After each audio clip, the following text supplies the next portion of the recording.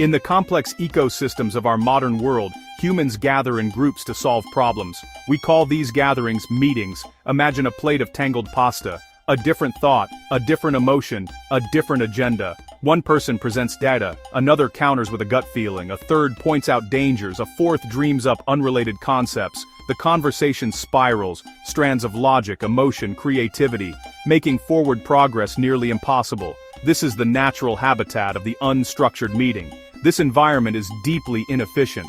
Individuals clash unintentionally. The analytical thinker grows frustrated with the emotional one. The optimist can't understand the cautious pessimist. Important ideas are lost. People leave drained and unheard.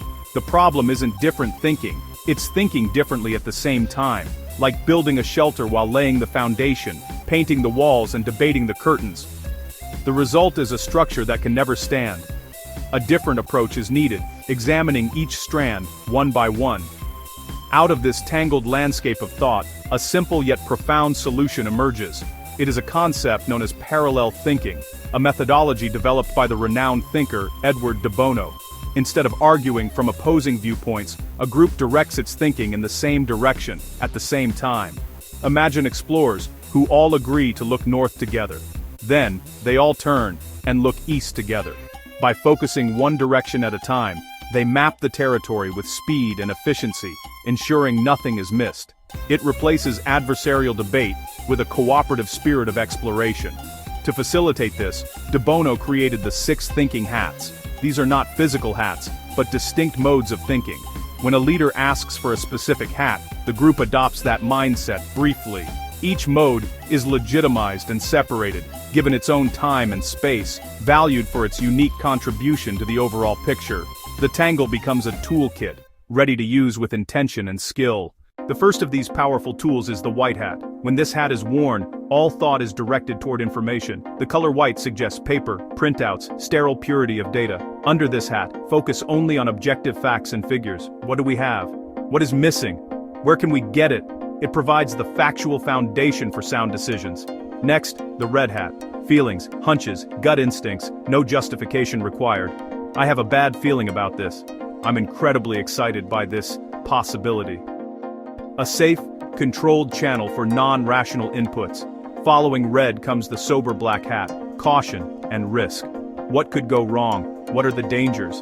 Why might it not work? It spotlights flaws and prepares defenses. Americans,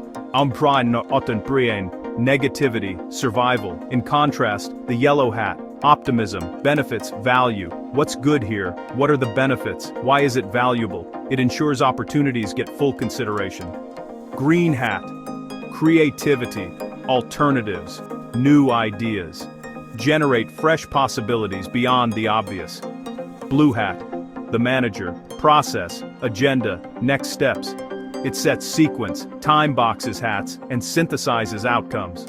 To see how these hats work in the wild, let us observe a team considering a common business decision. Should we open a new coffee shop in the downtown area? The meeting facilitator wearing the blue hat begins the process. They set the agenda and announce the first hat. All right, team. For the next 5 minutes, we are all putting on our white hats. Let's stick strictly to the facts we know and the information we need. The room shifts to a neutral, data-focused mindset.